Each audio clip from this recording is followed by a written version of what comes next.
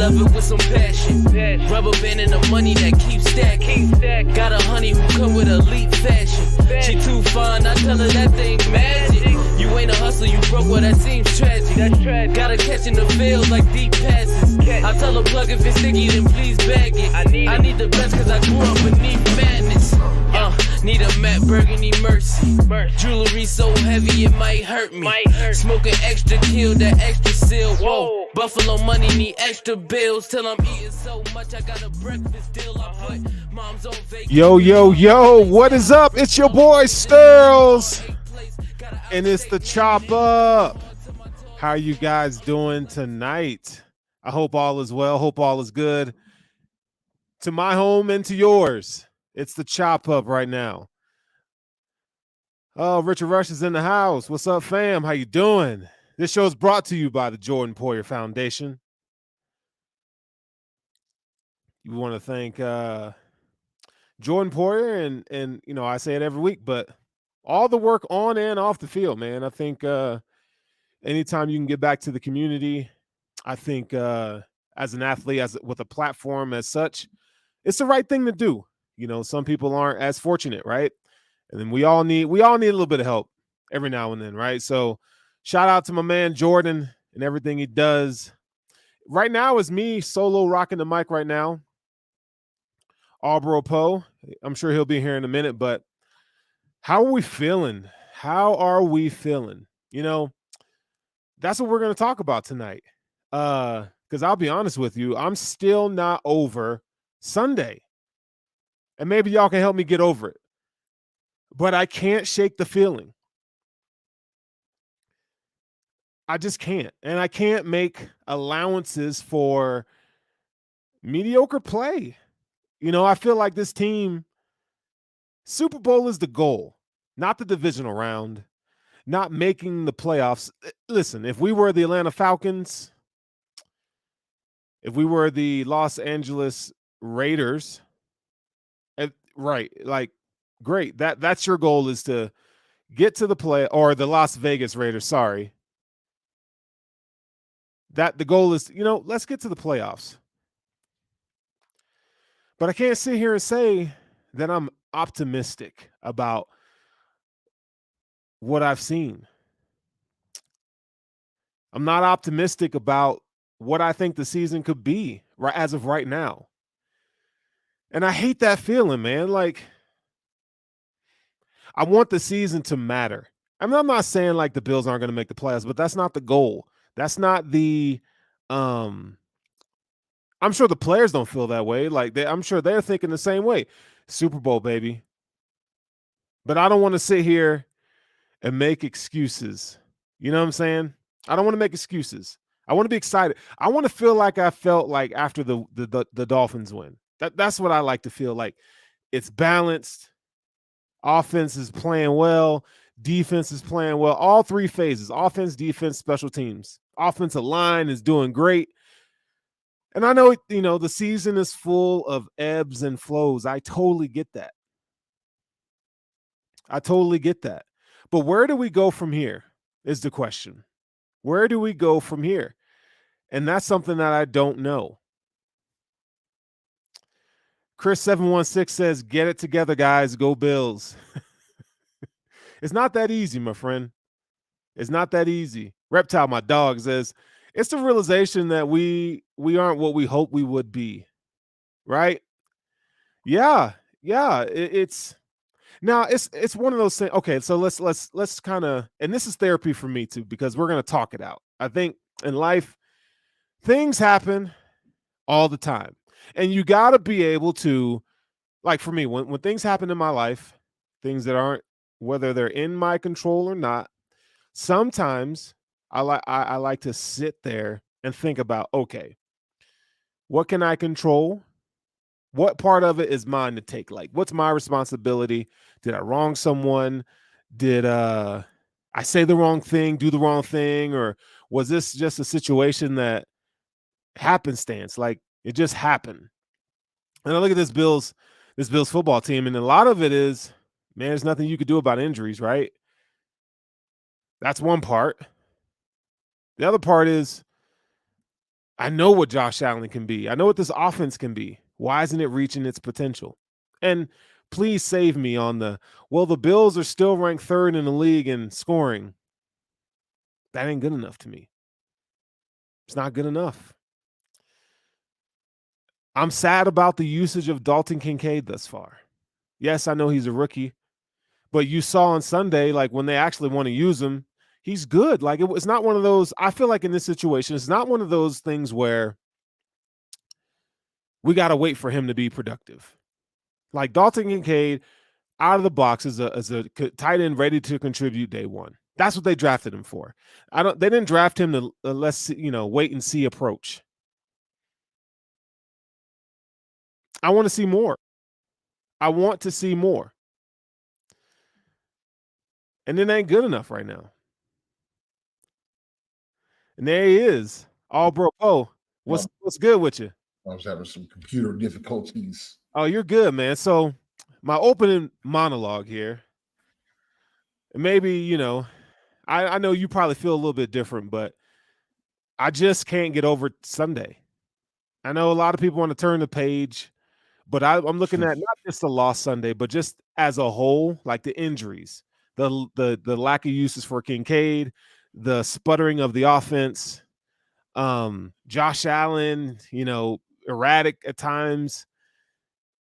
I'm just like, man, like my thought was this, and maybe you can chime in on this, but if we were the Atlanta Falcons or the Las Vegas Raiders, and making the playoffs is just good enough. You know what I'm saying? But the expectation and the ceiling with this team, the potential is so great. Like it's Super Bowl now. Like they've already established when Tyrod took the Bills to the playoffs, right? That's one thing. But now it's a different ball game, man. How are you feeling from Sunday to now? I mean, Sunday didn't feel good. We lost to a team that was inferior, and we didn't play good. Like it wasn't like we played a good game and they played a good game, and we could feel good about where we were at. We just didn't play a good game, and it's unfortunate that. It's actually fortunate that we have a short week because we can just get over it. I'm over it. And I know a lot of people were still stuck in kind of like feel sorry for us land, and it's just going to keep getting harder and harder and harder to stack wins. So I'm over it. I'm on to the Bucks. See, this is why we're such a good team, because I had a good feeling that you come in here and say that. I had a good feeling that my dog would come in here and be like, yeah, well, it happens, and just on to the next. Yeah. But no, I can't get there. I wish I could get there. Like when I get into an argument, it takes me a while to come down. It takes me a minute to get up, but when I get up, I stay up there, and it's like everybody else is cool now, and I'm still over here, thinking about this and doing this and that, and it's like, man, bruh. And then so on Twitter, there's an array of emotions on Twitter, which you've seen. I'm talking from fire McDermott to fire Dorsey to, it's all over the place. And it's like, I don't want to partake in that. I don't want to be that, like, if you're one that has that opinion, that's totally fine. It's just a little unrealistic right now. Right. So it's the balance of trying to find the middle ground with how you feel with this football team. That's where we're at. Yeah. And look, I have my skin. Like I was going to come on here. If we started out together, I was going to we could spend 15 minutes talking about what happened during that game and how the offense, I feel like, needs to get going. You got to let Josh go more. The defense has got to be able to get stops late in games. But when I hopped in here, it's just like, we all know what we saw. We all know what happened. Like, we know that this Bills team beat a team 48-20. That's a very good football team in the Dolphins. And so I can't sit here. These people, I seen somebody on a podcast the other day say, oh, we're just a mid-tier team. We are. We are playing underachieving. We're playing like a mid-tier team, but we watched this team beat a Dolphins team 48-20. So I like with the injuries, does it suck? Yeah, but this team can go deep into the playoffs with the injuries that we have. You think extremely confident. I'm not there, and I don't know how you get there. Like that's not championship level football. Like the injuries alone, I think really hurts this team. Like just in and of itself, right? I think everyone healthy, we're good. You know what I'm saying? But like right now, dude, it just doesn't look Without promising. if we look at our history, even in 2021, even without Daquan and without Milano, I mean, our defense was similar in 2021, like skill wise, because Milano hadn't formed into what he was. Tremaine hadn't formed into what he was. Trey was our all pro. We had him back, but so we were similar in 2021, and we lost the game 9-6 to the Jaguars to put us at 7-5 or 7-6 or whatever it was at the time, and that was the year that we go to the AFC Championship. So like, if we go, but we can't expect that all the time. You know what I'm saying? Like it's been this exact same style of playing of struggling early. Man. It's for different. 4 years. It's not. It's not. It's different. Dog. It's not different. It's your expectations have gotten higher and higher, each year. So it's more disappointing now. It's not different. It's the same thing. It's just more disappointing now for you because you were like, oh, it's definitely like we came in ready Super Bowl. That time when we lost to the Jags, we came in like, yo, let's get to the playoffs and let's try to do something. So the expectation, the disappointment is a little bit different now, but it's the exact same story. What do you guys think in the comments? Is it the exact same story right now, or does it feel different? And I think it feels different because like personnel changes, you know, there are different players on this team, different coordinator. And then you see overall, I feel like there's no dominant team in the league right now. You know, there's some, which I guess plays well into what we got going on here. But I feel like that's the time that you take advantage of this. Like looking at Kansas City, there's no Tyreek Hill paired with Travis Kelce anymore. Like you could beat the Chiefs. Yeah. You look at the Bengals, like there's nothing about the Bengals right now that scare me. I mean, they'll exploit our corners to death, but okay, like their offensive line is horrendous. You know, and you look around and then you got the Dolphins, where can they beat a team with a winning record? Their offense is very consistent, which I appreciate, but can you beat a team with a winning record? And then you got the Bills with a ton of injuries.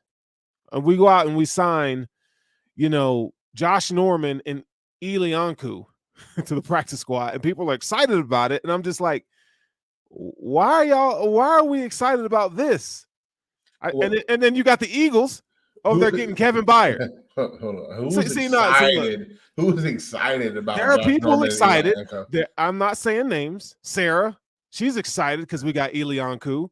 But there's people excited that we're adding them to the practice squad. I know we're adding them to the damn practice squad, but like we gotta remember he ain't coming in here. It's not like he's gonna come in here and make a difference. He's a practice squad player for a reason.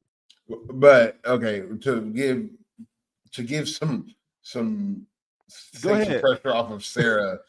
No, I don't mean that. Sarah's not the only one. I'm just using that as an example. Okay? Right. But like Eli is a double eater, which is what you were missing this last week. One tech, so like, yes, he's a sure. double two gapping defense. I don't know. He's not good. No, he's not a playmaker. He will go in there and he will eat a double 100% of the time. Like that's just what he does. And like, it's not flashy. It's not a Daquan Jones where you're going to be able to get off, get plays, get some pass rushing. Like Eli will be able to eat a double, which is what we were missing this last week. Sure. Game. So that's something to be happy about. But we still created 3.9, so like something else could be coming up. Linebacker, maybe? I don't know. John Warrow says, you know, this is just money for, you know, the restructuring of Dion Dawkins' contract. It's just, you know, money to like roster fodder, basically, is what he's saying. This doesn't sound. I don't know. I hope it's for a move. You don't clear 3.9 for roster fodder. You clear 1.8, 1 point. You know what I mean? Like you don't clear 3.9 for roster fodder, in my opinion. You would think so. Like, and you don't. If you're not going to do anything, why clear anything in the first place? Like, why give him a signing bonus? I know you don't want to spend. The owners don't want to spend 3.9 for no reason to give him a check. You know what I mean? Like they have to go to these owners and be like, hey, we need you to write a check for 3.9 for Dion Dawkins. We're gonna do this, and this with that money. Like, it's not for roster fodder, in my opinion. Man, I you know what? I feel like Jekyll and Hyde. That's what I feel like. Like, you know, Monday I was like, you know what, man? I'm gonna try to stay off Twitter. And you know, it is what it is. Like, this team has championship DNA. That's what I told myself. Right. I wake up today and I'm like, hell no. Like, you can't fix the defense, right? Like the front seven, there's, you know, right. It's just we got cornerbacks that you can't fix. I'm not excited about the corners situation right now. Are you? I'm not mad about it. They didn't tackle well this last weekend, but they covered fairly well. The corners in general, they ain't had nobody to cover. Terran struggled covering Bourne in the slot and the tight end. So like Terran didn't have the best game this last weekend, but like we all know what Terran can bring you. And our corners just didn't tackle very well, which is unfortunate. But I'm not mad at what the corner we know what they're going to give us. We know what Dane's going to give us. CB is actually elevating to a fairly good cornerback right now. Sure. Okay. And this is a better situation than we were in last year when we didn't have Trey, and the year before that when we didn't have Trey. In my opinion, that's a fair assessment. That's fair. Boy, it's not anywhere near when we first started the season, though. And I know people are like, dude, get over it. But I just can't. Like, look, Sarah, thanks, Jer. She calls you Jer Bear. Thanks for having my back. Sterl's in his feelings. I am in my feelings, man. Your efforts in mimicking Sarah have been horrendous this season. Horrendous. Your efforts in mimicking Sarah have been horrendous. They're not. They're good. They're solid. They're solid. They're solid. I need something to feel good about. What is there to feel good about right now? I mean, we play on Thursday. That's something to feel good about. What do you mean? Okay, let's play a scenario right now. You ready? Mm-hmm. What happens when we lose? How are you gonna feel? Because listen, it depends. I need some people on my side here, apparently, because everybody's on your side, and just reasonable, and I just. My credit score is 800 right now, and I go to work I need somebody on my side, bro. What do you? Why? For what? Why you want people to panic? I'm alone. I'm alone in my you should not want to be in that panicky. Like, it's just not for what though. It's not good for your heart. It's bad stress levels. See, I knew you were gonna come. I knew. This is for why would you want to be that stressed? Because I love this team, bro. I love this team. I see what they can be and do. Like, then why are we mad? If you see what they can be and do, why are we mad right now? Because they're playing like crap. That game's over with. We're on to this. It wasn't just that game. We're on to that. We're 4-3. I mean, like, with losses to who do we lose to? We were 5-3 last year. And who else did we lose to? The Jaguars. Yeah, well, shit.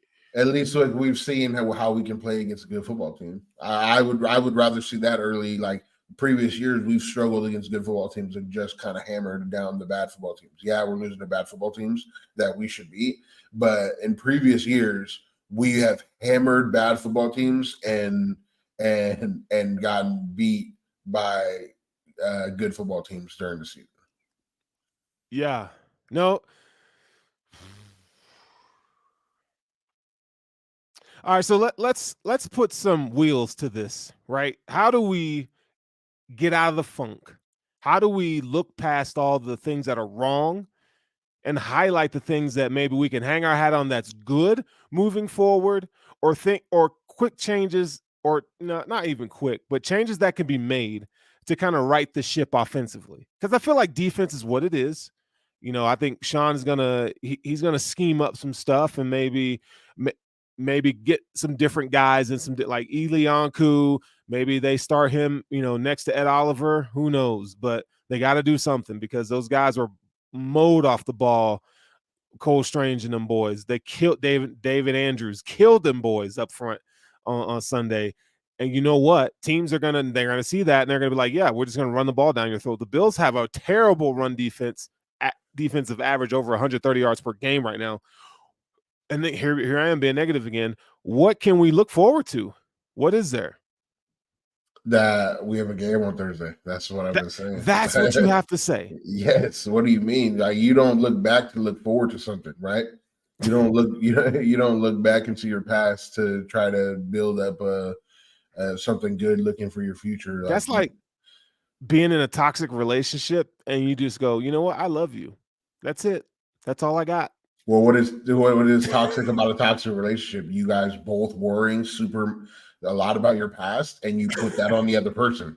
You put that on someone else. You put that on the other person. So now, like, I'm judging you based off of what happened in my past, or I'm making you feel uncomfortable based on what happened in my past. No, if you just drop everything, live in the present, and look to the future, it's different. I'm telling you, it's just a better mindset. Jared Bear. I want you to want to do the dishes. That's fine. That's fine. All right. Okay. So I'm gonna put a positive. I'm gonna attempt to be positive throughout the duration of the show. But first, let's get our sponsor, Picasso's Pizza. Hey, football fans, the season is here. So you know that means family, football, and food. But for the NFL's best fan base, it can't be just any food. Bills Mafia only eats the best during the season. And the best is Picasso's Pizza. With 4 great locations in Western New York, it's so easy to treat yourself to the most flavorful pizza on game day. Picasso's. We are Buffalo Pizza, shipping local and nationwide. Order online at picassospizza.net. Picasso's Pizza. Make sure you get a slice, baby. All right, positivity. Here we come. You see, I'm faking the funk here. All right, so there was a comment in here talking about Dalton Kincaid. I think that's something we can be positive. Like, that's a thing where I feel like 8 catches, 79 yards, what he had on Sunday or something like that. Maybe Josh should start looking at him as a second option in this offense because Gabe Davis be ghosting. But he played a really good game. This is my problem. With look, Dalton had a great game, and the Patriots give up yards to tight ends. So I'm unclear of how we go into that game not taking advantage of our 2 tight ends and lacing that middle curl to flat area with Kincaid and Knox all game rather than, and I understand Knox had a wrist thing, so like, but lacing it all game because we understand that Patriots, that's what they lack. We have the personnel on offense to just take advantage of whatever that team's worst thing is, and we didn't until halftime. This last weekend, we didn't take advantage, and like, I don't expect Dalton to have, if we're playing against a good linebacking crew, which we are going to be this weekend, I don't expect Dalton to go for 80 every game, but we can take advantage of what we have, the personnel to take advantage of the team's worst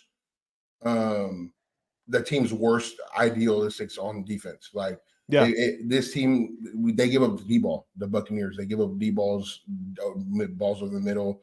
Like, their defense is solid, but their safeties can get, you know what I mean? So, like, I expect Diggs and Gabe to have good games over the middle. Sherfield to get some spin. Shakir.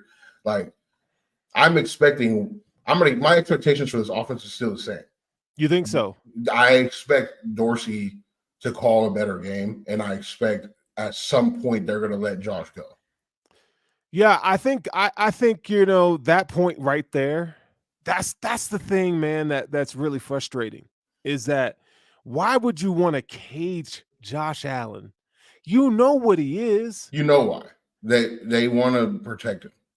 Whose philosophy is that? I understand protecting him in terms of like physical getting beat up, right? That's what it is. So like without Josh's run game, you can drop 8 or drop 7 and sit on certain routes and double 2 people, and which I'm like Gabe and Diggs were getting bracketed all day. Looking back at it, and like Gabe had 5 targets, right, just 5. Diggs had 6 catches. And I don't know how many targets Diggs has, but he's throwing the ball to Diggs a lot, even when he's getting bracketed, which is fair because he's a good route runner. He's a great route runner. He can beat brackets. But my point is, like, when you're dropping that many, you have to. His run game has to be a threat. You can't take that away. Like, and they've done it for the first 7 weeks. They have to open it up. They have to open it up for him and let him play free, in my opinion. Yeah, I think the comments that he made. Yes, Mom. I have it. Yes, mom. Hey, Mama P. Mama P. Mama P in the house, baby. Did you see what Josh said earlier today? This was reported by Alex Brasky on Josh Allen. Josh says, and quote, "After week 2, I've been trying to find the zone throughout games. I feel I perform the best way, but maybe I need to let my emotions show more. If I can limit my energy and my heart rate, I think a little bit more. I can think a little bit more, sorry. But maybe I need to think less and play football." How does that hit you when you hear that?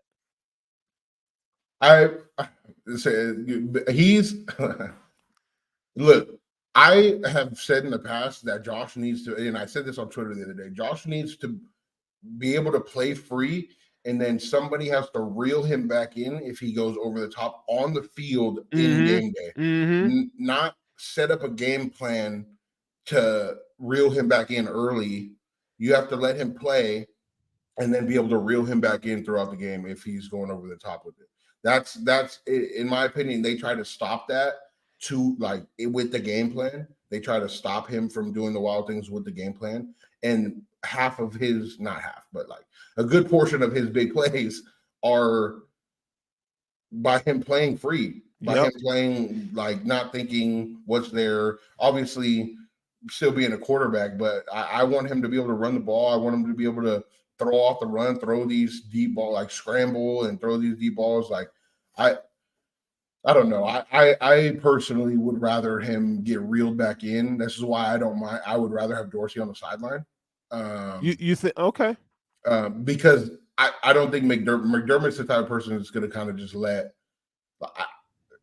I don't know. I somebody that's going to yell at Josh needs to be on the sideline. Yes, and maybe not yell at him, but talk to him. But right. You know what I mean? I think that's where like the other Allen, right, comes in, and Joe Brady comes in and be like, "Yo, like, okay, this is what we saw on this last drive." Joe Brady, sure. Like, Joe Brady needs to, in my opinion, needs to be a little bit more vocal if he's going to be on sideline. Allen, Josh is not going to sit there and look at Kyle Allen and be like, "Okay."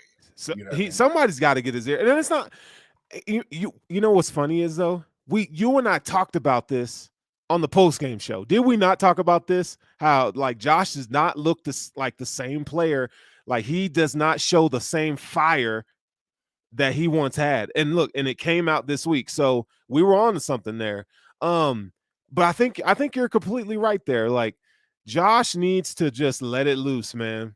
Because he has to let it loose, and somebody has to be able to reel him back in. But, like, for sure. Because when you let him loose and nobody reels him back in, that's when you get, like, in my opinion, that's when you get, like, some of the crazy errors that he has. Sure.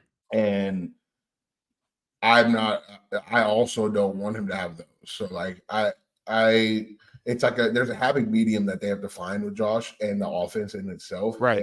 And they just haven't found it yet, which is why they will find it at some point. That's why I'm not panicking.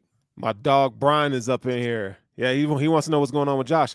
I think it's up to the coaches to read the room. Like, Josh is a feeling player. Like, he feels. And I think the team really feeds off his energy. Like, you hear Von Miller talk about, one of the reasons why I came is like, yo, I see the way Josh Allen plays. Like, I want to be a part of that. It's contagious. It's infectious. When he stiff arms a guy, jumps over a guy, like, those plays matter to the team in general, because this team is very, like, momentum based. and which Yep. I do. This is what I'm saying. Like, this is why I'm not panicked, because I know they're going to find it at some point. Yeah. And I know Josh is going to find it at some point. He's done it for the last 3-4 years, where he's played a little bit struggling in the early in the season, and then we hit a stride at some point in the season where we win, where we rack off 4, 5, 6 wins straight. Like, that's what we've been. That's what's happened in the past. So, like, if I'm looking at the past, I'm not looking just at this immediate past. I'm looking at the entirety of Josh's career, and this is how it's looked. You know what the silver lining that we like, if you want to be positive, the silver lining that you can take away from this whole situation with Josh Allen is that he's coachable. He's coachable. Yeah. Even to his detriment, he's coachable. He's a leader. Like, I appreciate that. I mean, when you look at it, like, I'm gonna be honest. I'm kind of starting to disagree with Sean McDermott and his philosophy in terms of how he views this offense. I think maybe that's kind of some of the beef he and Dable had, but I think maybe I need to loosen up on Ken Dorsey. Like, y'all, they need to just let whatever makes Josh the best, play to that. Don't be trying to put all this other stuff in that he gives a flip about. Put Josh in the best position to succeed. Okay, so I understand the mentality that McDermott has. Let's dial him back and let him kind of feel out games mentally throughout the season, and then the problem with that is we're supposed to pull out these close wins against bad teams. That's what other teams are doing. They're winning these close games against bad teams, finding a way to get it done. And we've lost 3 of them now.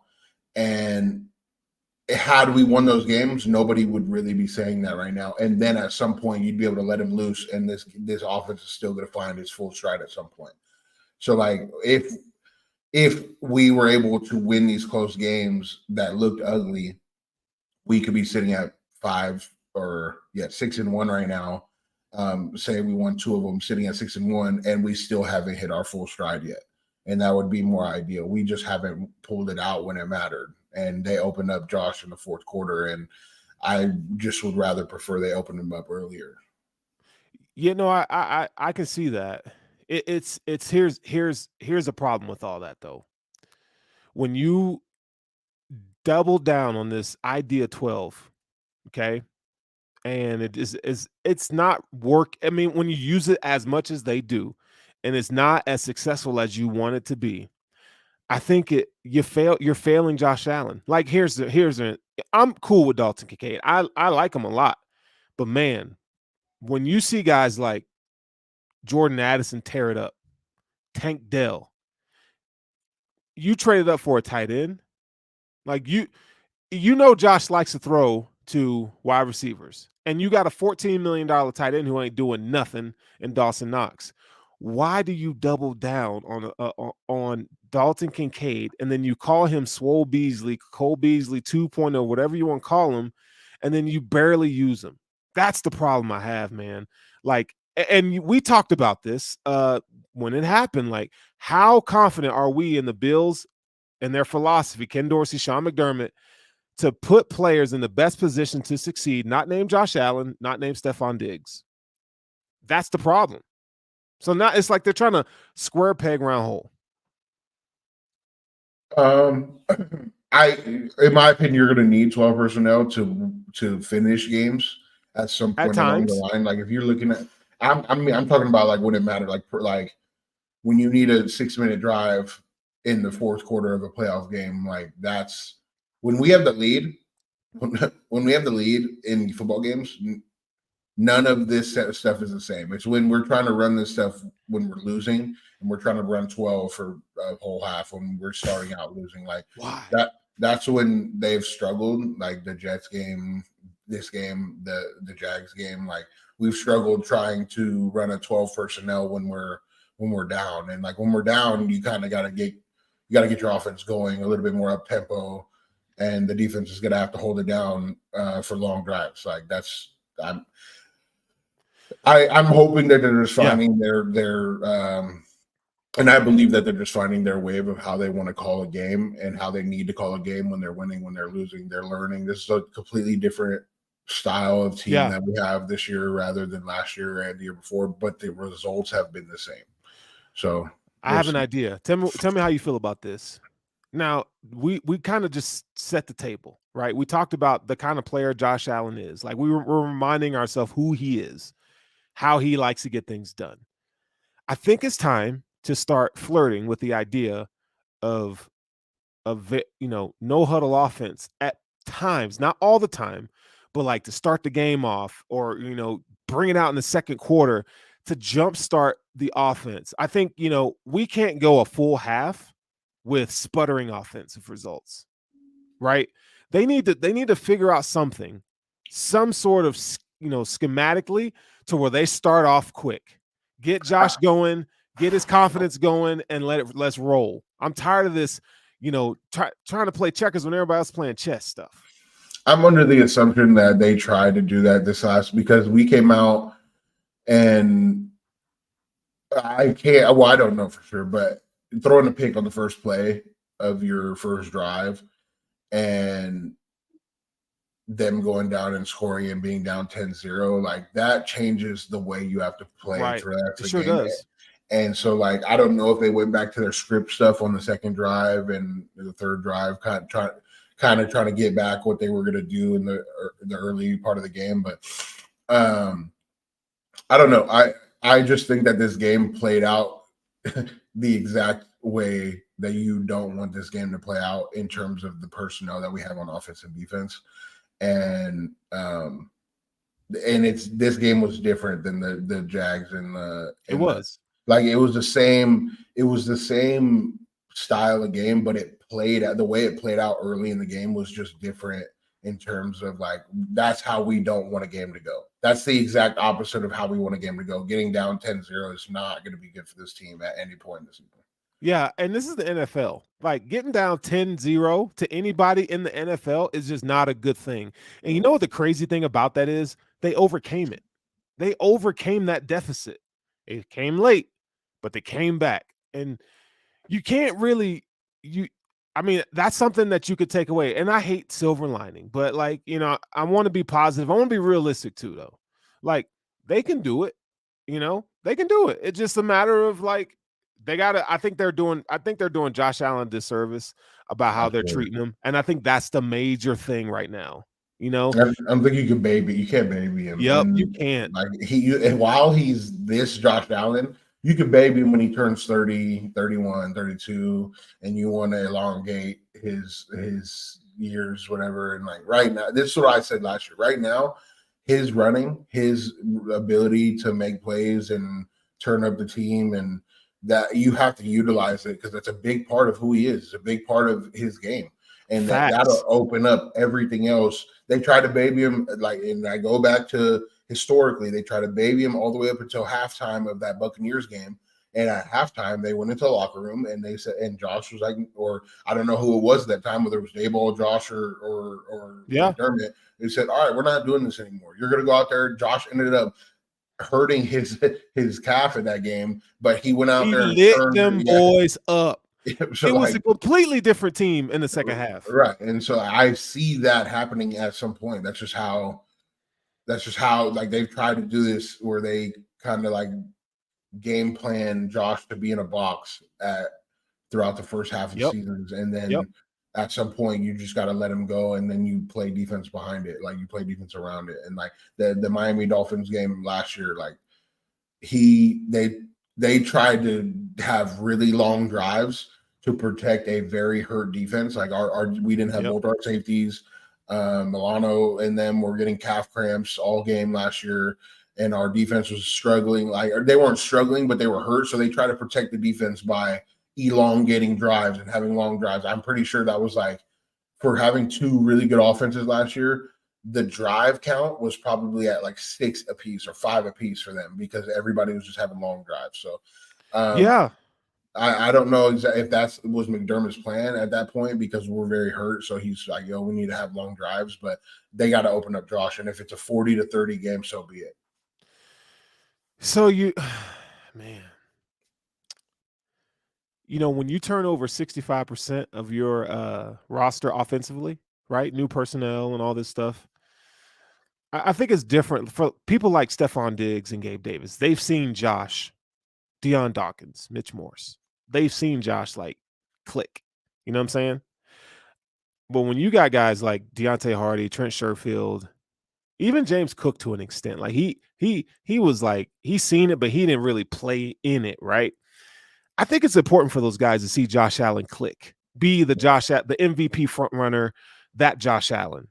I think this team, we're learning that this team feeds off of Josh Allen more than they realize, right? Like he just brings that energy.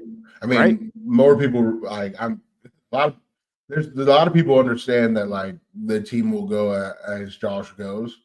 I'm not saying he doesn't have help, but you know what I'm saying, right? And like I am under the belief that they were just trying to establish some type of structural game plans for Josh for that, so that later in games when we need, like later in the season when we need long drives, like we have that in the bag.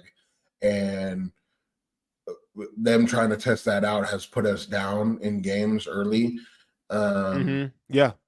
And it's just been like, to get back from that is just tough. Like it's NFL, right? So if you don't have a lead at halftime, like it's hard to win those games.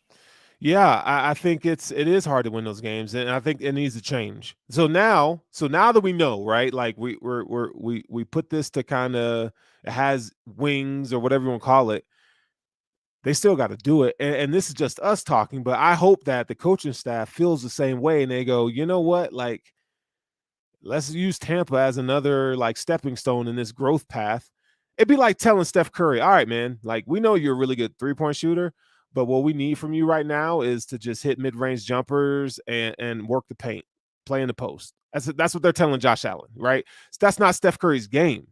Yeah, it's not. Well, like if you go back and watch like the Lakers Warriors season, they forced Steph to be the point guard, and that's just not who he is. He's not a point guard. He's a shooting guard that's going to go run off screens. But the Lakers did a really good job of taking that away from him.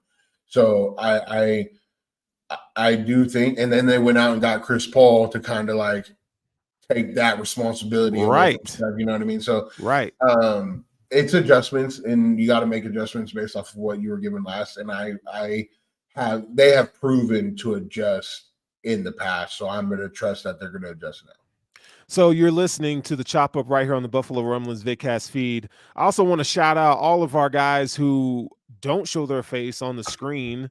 They do a lot of writing for us, man. Those guys kill it. Like if you go on our website, buffalorumblings.com, you'll see an array of articles from our guys, man, and they don't get enough credit. So I always want to make sure that I shoot some love to those guys because they're the ones that really kill it on the back end. And, we're the ones that show our faces, but, it takes a village to kind of get things going. But buffalorumblings.com, make sure you guys like, follow, subscribe. All right. So with that being said, let's talk about some moves that the team has made. They got Eli Anku. We talked about him, but like the trade deadline looms, and Tennessee has verbally come out and said, all right, look, you want it, come get it. Am I crazy to think that the Bills wouldn't take a look at D-Hop, take a look at Derrick Henry, or any other player out there that could really, help Josh bring the Ferrari out on offense? What are your thoughts? I think if they were, Diop is more realistic. Diop, his contract is like 1.4 for the rest of the year in cap space or something like that. And I don't see them going after a running back. Cook has been solid, and they have Latavius Murray to block. So I just don't see them going after a running back right now. But I could see a D-Hop, like he wants to be here, like here or Kansas City or somewhere with a good quarterback. Like he wants to be in one of those areas. So he got his bag, and it just makes sense it just would make sense. Like, it would make sense. It would make more sense. Now, let me talk to you about the Derrick Henry thing, just because of Sean McDermott, okay, and what his idea or offensive philosophy and having a double threat, right, running the ball, passing the ball. I think Sean McDermott will want a running back like Derrick Henry. You know what I'm saying? Like more than I think others would. I'll be okay with it, but I'm starting to feel. I know the head coach is going to have his hand in. It's his. He's on the line, like offense, defense, special teams. He's going to get the final say and so forth. But man, like I need him to step away from the offense and just kind of let them figure it out. And he can kind of just be on the side, but that's not who he is. So I think last year the Bills, when we were crying for wide receivers last year, what they do? They go get Naheem Hines and Dean Marlowe at the trade deadline. Like I need somebody that's like, Sean, dude, you worry about the defense. These guys, let Josh. He's in his 6th year. Like Josh is like, y'all worry about the offense. You guys figure it out. And Sean McDermott needs to stay away from the offense. What are your thoughts? Well, I think he needs to kind of. I don't think that he is involved with how the offense is called on the field. I think he's involved with the game plan throughout the week, and so that's the only thing offensively that I think he's involved with. As far as picking up players, like he's in that conversation with Beane. Like that's him and Beane. They are the pieces that are going to go out and get you players. So I don't know. Maybe now that you brought that up, maybe Derrick Henry is a possibility because he wants to have more of a running threat. But I've seen Derrick Henry be bad when an offensive line is not elite. You know what I mean? So like he had 20 carries for like 30 yards against us in the game here last year, and our offensive line isn't much better at run blocking than the Titans were last year. So I'm not sure. Yeah, I don't know, man. I would love to see D-Hop in this offense, though. That'd be nice.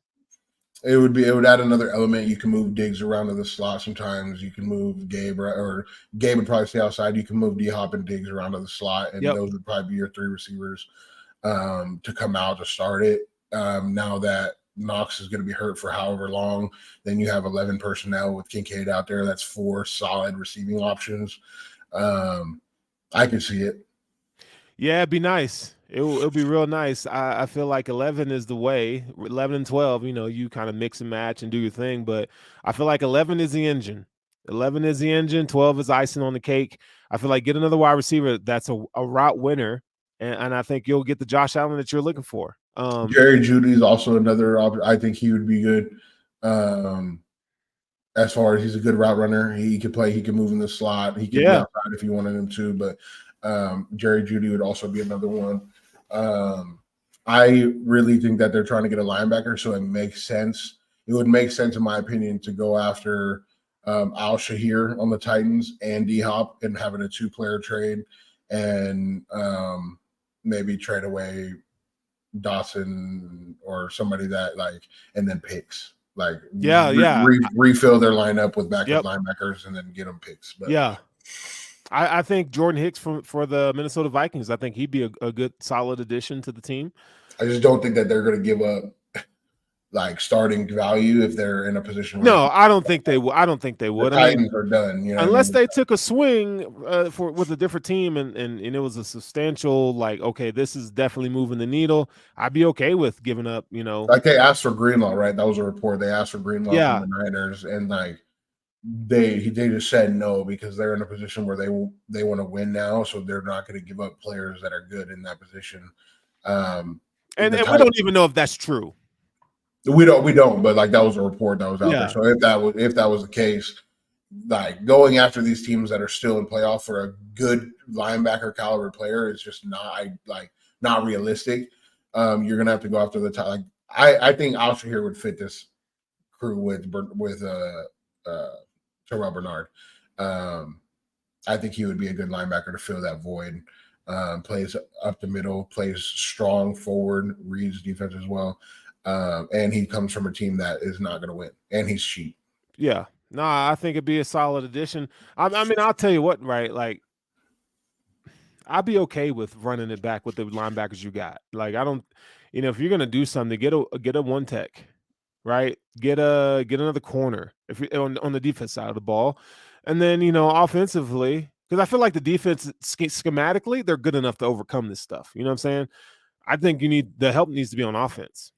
Well, I agree that. Well, I think it could be on either side. The help, the offense, I wouldn't be mad. Defense, I wouldn't be mad. But with that being said, if you look at how the Patriots beat us up last, it was in the linebacker passing receiving areas, and they beat us up with Dorian might be great at some point, but the running scheme that the Patriots had, Dorian was lost. That's why he got sat. He got sat for a guy that nobody really liked, like in Terrell Dodson. Like we all understand what Terrell Dodson is, but like he's going to be in the right places majority of the time. He just probably not going to make a play. Like that's where we're at with T-Dot. So like if you're getting benched for that, you're struggling. Like you need a. Yeah. No, I feel like they gotta let Dorian just figure it out, man. You might as well. I can't. If you play 21 plays and you had 5 plays detrimental to the I team, know, but man, like, come on. I think you can let him just figure it out, dude. T-Doc. Okay, so like if you're playing a team that has a very boring run play style, like you might be able to live with Dorian. But any good team with a good run scheme is going to eat him alive. Yeah, for sure. So, like, the game with the Buccaneers coming up, that's a game where I want Dorian playing a lot of snaps, right? Because you don't have to worry. I mean, White as their running back at Tampa, their run game is not very good. They're not really good offensively. Like, I think you can get away with it. I agree. Like, you know, you kind of week by week kind of approach if they don't make a move. I would rather have them bring in a linebacker and not have to play either of them, in my opinion. No, I get it. I get it. Caliber linebacker and not have to because then the one tech, all you need at one tech is somebody that's going to eat a double, not a good one tech. You don't need a good one tech, or you can bring in Sue too for cheap and have him play one tech, and he's gonna be like. And Ndamukong Suh is still a free agent. He's older, but he's going to be able to play a good portion of downs, take him out on pass downs, you know what I mean? So, like, you can go and get a problem-solving D tackle that's not great if you have a good, solid foundation linebacker group behind you. And that's what I would rather have. Yeah. Logan has a good question here. He says, does it feel like it's the one read and figure it out Josh offense?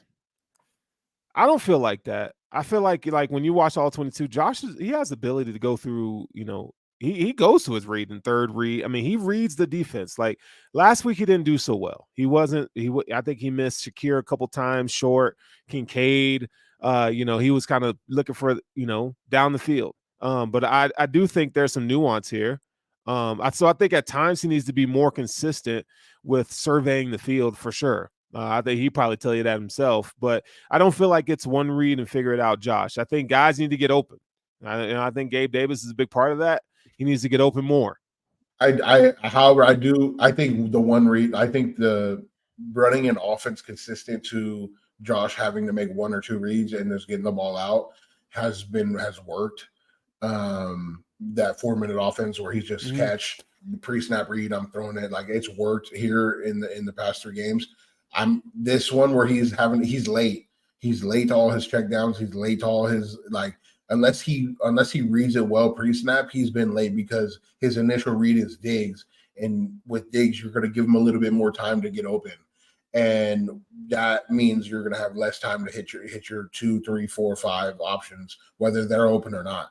And I just feel like that has made him struggle. And now he's not being allowed to run the football or whatever it is right now. Like that even makes it worse. Like, I just think that the way we've been playing is not proactive to winning with this specific team right now. With Josh's skill set, right? It doesn't work with him, right? So he needs guys that can uncover quickly. That's just it. Look, 11, run it. Let him play backyard football. I'm sorry, people. It's just who he is. Like, and he's damn good at it. It's not like we're talking like he's a Kirk Cousins. Like the dude plays well. Let him run the ball. Like Josh, but slide, get out of bounds. You know, like you don't have to run over linebackers and stiff arm people. You don't have to do all that. Be smart. I've only seen 2 balls where Diggs has been in the last 3 games where he's been wide open and Josh has missed him. I've only seen 2. Yeah, I don't agree with the last game and the deep ball. He generally doesn't miss Diggs when he's open, and that's like the one person he generally doesn't miss often. He will miss like a tight end because the tight end, Kincaid, was yelled at by Josh this last game because Kincaid ran a wheel route that was supposed to be a touchdown, and he looked back and was slide running and Josh told him, "You need to keep running. Like I'm gonna hit you in stride. You need to keep running." And like that could have been the touchdown. It was wide open. Like there's a lot of like figuring stuff out to do on this offense, and it's not just on Josh. It's not just on the line. It's not just Dorsey. Receivers or Dorsey. It's the collective group are just not in cohesion with each other right now, and they'll find that at some point. I hope they do. I hope they do. They have done that in the past. We're counting on that. We just need it to happen. Right. Oh man. Yeah, I don't know. I feel a little bit better talking it out, you know. Hey, sometimes therapy's needed, bruh. It is needed. But you know, they got a game to play on Thursday. They got a game to play on Thursday. They're gonna be great. All right, what's the score prediction? 23-17. 23. Can I get 30 points? No, because here's why I want to say 23-17 is because I think that they're still going to come out in the first quarter and try to do what they've been doing. They're stubborn like that. Oh God, they're stubborn like that. See, and this is why I'm going to have a freaking heart attack on Thursday. But like, I also think that we'll be up like 23-10 at some point, running the clock out. Like that's what they might score a touchdown late. If they come out lackadaisical again, we got problems. We got massive problems, bro. If you come out like you've been coming out the last 3 games for a 4th game, we got massive problems, dude. We got massive problems. I feel like offensively they're gonna try to run, and they might. You're probably right. I mean? Like they're just based off of like pride. Like I feel like they're gonna be like, oh no, that wasn't the problem. Like we need a more balanced offense, this and that. And so like I can see them for the first quarter coming out and just doing what they've been doing. But at some point during this game, it's gonna click. Bruh. Oh shit. I don't know if I can. Hey, just stand by Thursday. Well, you're going to be in the box. You're going to be there and doing your thing. So I'll be on the post game show. But I'm telling you right now, it better not look like it did on Sunday because I'm gonna come unglued. I'm telling you right now, bro. I'm gonna come unglued. But I feel like I said, I feel better. I think the Bills are gonna. I think the latter. I think they're gonna come out with urgency. I think this is going to be a 34-17 win for the Bills. I think we're going to see some Gabe Davis in this game. I think his matchup, I think he can win. And down the field, get him going down the field. I feel like Josh is just like Gabe in terms of like they are emotional players in a sense, and they need that confidence. They need to start like highlighting him early in games. I think that's what you're going to get the best out of him if you target him early. You can always go to Diggs. Diggs is always going to be there. It actually would help Diggs too. Get Gabe going early, man. Yeah. Why does it always have to be? And then they wait so long, and then it's like, hey, look at the stat sheet. 1 catch for 6 yards. And this is the second time we've seen stuff like this. Get him going early, man. It's better for your offense. Yeah. Whatever that looks like. I'm not championing throwing the ball deep to him all the time, but get him the ball in his hands early. Get Deontay Hardy going. Like I like what they're doing with Shakir. It's nice. Like, but can we do some of that a little more sooner? Yeah. Shakir get more snaps, I think, at slot. Yeah. The problem with Shakir is like he's not the fastest receiver. So he's slow. Yeah, so like that slot like position is tough. Like you have to have a good mix of Sherfield coming in for Diggs and Gabe on the outsides, and then Deontay Hardy and Shakir in the middle. And I think that's your lineup, right? You Deontay Hardy and Sherfield and Shakir kind of splitting snaps. Sherfield needed to get in there, in my opinion, to open it up. Like it would be all right. Yeah, no. I feel like if they can get out and start out fast, I think that's going to be the best remedy. I like the fact that Dawson's not playing for a while, just because he hasn't really done anything. That being fast He's not the fastest on this team. He's not. Being fast in a 40-yard dash and being fast in your route running is not the same thing. Not the same thing. His play speed is slow. Yeah. And he's a 4.53 guy. Like he's not the fastest on the team. I would give that to Sherfield, wide receiver. Yeah. Sherfield's the fastest wide receiver on the team. But anyway, damn, now I have nothing else to say. I think we're done here. Yeah. Well, I wish we would talk about this Bucks game a little more, but just like to kind of get, I know you needed it, but like I was just trying to leave that shit in the past, like leave it back there. You know? I think the Bill. Look, I'm gonna watch some Bucks all 22 tomorrow. I got to do that because I just haven't. Usually I watch it by today. Like the next opponent, I have it done by Tuesday. I haven't done it yet, so I'm gonna spend some time doing that tomorrow. But yeah, no, I need to get this off my chest, man, because I just wasn't feeling right. You know, I think the Bills can win this game, though. I think it's a must-win now. This game's a must-win, no matter how you slice it. No matter how, you know, the Bucks aren't really a formidable opponent per se, matchup-wise. But it's a must-have. You got to. I need to see championship Bills come out here on Thursday night and take these boys to the woodshed. Yeah, I could see us coming out and just bullying them and winning by a lot. I could also see like a slower game. We're gonna win this game. I have full confidence that we're gonna win this game. Yeah, no. Tell Jordan to make it happen, bro. Tell Jordan to make it happen. Yeah. All right, well, lunches, so we'll see. This is the Chop Up. Man, it's been a pleasure being here with you guys. Make sure you like, follow, and subscribe. This is the Chop Up, folks, and we are out of here. Go Bills. Go Bills. I need it up front. Can't tell me, cause I do what I want. Self-made everything, you know we gon' stun. You know that we eat and it's looking like lunch. So I tell them that I need it up front.